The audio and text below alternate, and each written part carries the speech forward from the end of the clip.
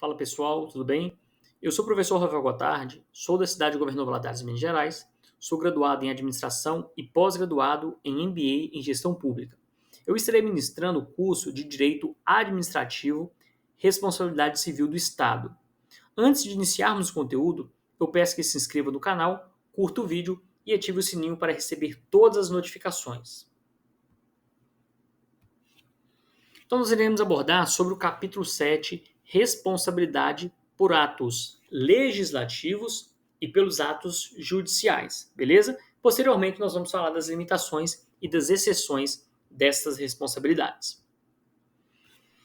Então, pessoal, o que a gente tem que compreender aqui como responsabilidade por atos legislativos? Ou seja, vão ser atos legislativos que vão gerar dano e, obviamente, o Estado vai ser responsabilizado por esses atos legislativos. Então, vejamos com mais detalhes. Então, a responsabilidade do Estado, ela não está limitada apenas às ações executivas, ou seja, as ações, seja do prefeito, seja do governador, seja do presidente, tá? A responsabilidade também se estende aí aos atos legislativos que vai emanar do poder legislativo. Então, vamos lembrar, no âmbito municipal são os vereadores, tá? No âmbito estadual são os deputados estaduais nas assembleias, né, nas capitais. E no âmbito da União, né, federal, nós temos o Congresso, né, que vai ser composto pelos deputados federais e os senadores, ok?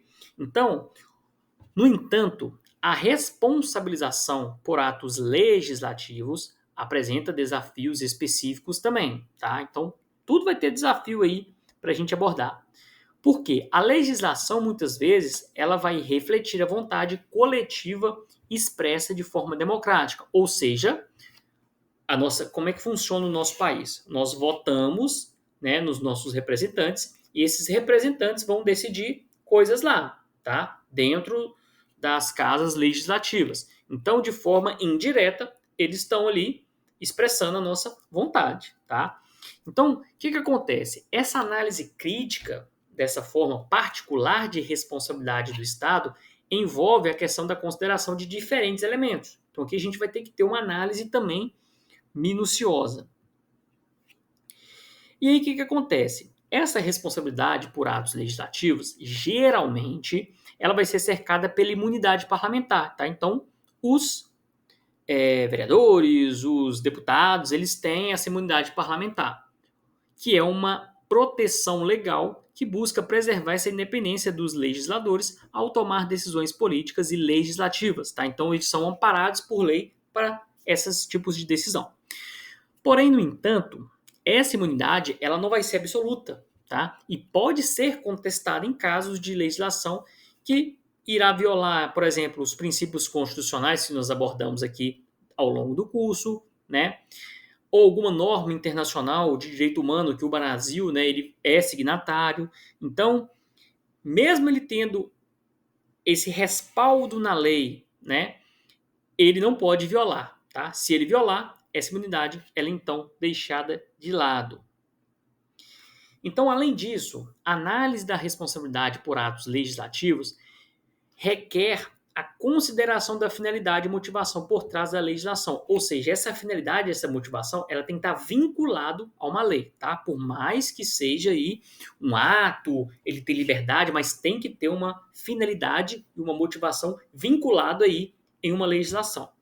Se a legislação ela for promulgada com uma finalidade ilegítima, ou seja, uma finalidade que não está prevista em lei, uma finalidade que seja discriminatória ou arbitrária, ela pode abrir espaço para a responsabilidade do Estado, beleza? Então, se essa lei vier entrar em vigor, o Estado vai ser responsável, ok? Então, o que a gente tem que observar, pessoal? Que esse enfoque, ele visa equilibrar a necessidade de preservar a liberdade legislativa, né, com a garantia de que a legislação ela esteja alinhada com os princípios fundamentais do Estado de Direito, beleza? Então, não é absoluto essa imunidade, não é absoluto, tá? Essa questão de toda lei, ela já vira aí pronta e não ferir nada, tá? Então, a gente tem que observar esse equilíbrio aí que nós vimos no item 7.1.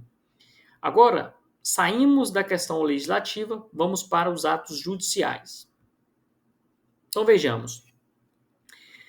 A responsabilidade por atos judiciais envolve análise dos danos causados por decisões do Poder Judiciário. Tá? Então, a gente vai aqui sair da esfera do legislativo, entrando para o judiciário. Então, o princípio da independência judicial é fundamental para a preservação do Estado de Direito, né? Ou seja, o judiciário ele tem uma certa independência, mas também a gente pode levantar questões sobre como equilibrar essa necessidade de responsabilizar o Estado por erros judiciais. Então vejamos, a imunidade judicial é um componente crucial nesse contexto, destinado aí a proteger os juízes contra processos por suas decisões judiciais. Então, do mesmo jeito que tem imunidade legislativa, nós temos a imunidade judicial. Porém, né, no entanto, essa imunidade também não vai ser absoluta e ela pode sim ser contestada caso o juiz ele age de má fé ou ele age por questão de corrupção ou uma decisão manifestamente injusta, tá? Ou seja, declarei uma pessoa culpada sem provas robustas desta condenação, tá? Então, estou aí ferindo aí a questão da minha imunidade, estou agindo de forma incorreta. Então, pessoal, o que a gente tem que perceber? Que a análise da responsabilidade por atos judiciais também vai requerer a consideração da existência de alternativas eficazes para corrigir decisões judiciais equivocadas, como recursos e mecanismos de revisão. Então, se eu não concordei com determinado julgamento, eu posso pedir recurso, tá? Eu posso provar determinada liberdade, determinada inocência, mecanismos de revisão, corregedoria, eu vou até o desembargador para falar da atuação de um juiz, beleza? Então, tem mecanismos aí também em cima disso. Então, se houver uma falha aí em um ato judicial, o Estado ele vai ser responsabilizado. Então, se uma pessoa ficar presa de forma ilegal, ou seja, né, confundiu, não foi ele, né, testemunha, provas foram criadas para incriminar determinada pessoa e posteriormente for provada a inocência, o Estado ele é responsabilizado, tá? Então, essa responsabilidade por atos judiciais, muitas vezes, ela vai ser complexa devido a essa necessidade de evitar que essa ameaça constante de processos possam prejudicar essa independência judicial, tá? Então, isso cria essa complexidade. Então, no entanto, o que a gente tem que observar? Que a necessidade de responsabilizar o Estado por decisões judiciais errôneas é inegável, tá? A gente não pode negar essa responsabilidade do Estado frente a esse erro, especialmente quando essas decisões causam danos significativos e injustiçam as partes envolvidas no processo. Então, pessoal, embora a responsabilidade por atos legislativos e judiciais sejam reconhecida, né, nós vimos aqui essa responsabilidade, existem limitações e exceções importantes que moldam, né, essa forma particular de responsabilidade estatal.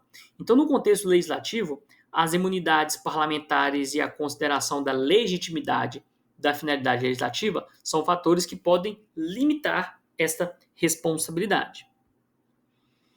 Já no âmbito judicial, a imunidade judicial é uma salvaguarda vital, mas ela deve ser balanceada, né, com a necessidade de corrigir os erros judiciais que sejam tidos como graves.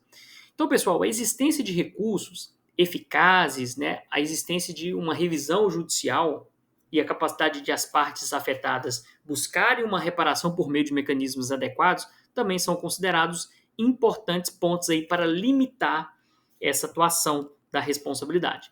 Então, a compreensão dessas limitações e dessas exceções é essencial para garantir que a responsabilidade por atos legítimos e atos judiciais seja aplicada de maneira justa e equilibrada, promovendo assim a responsabilidade estatal sem o comprometimento dos princípios fundamentais da independência legislativa e também da independência judicial.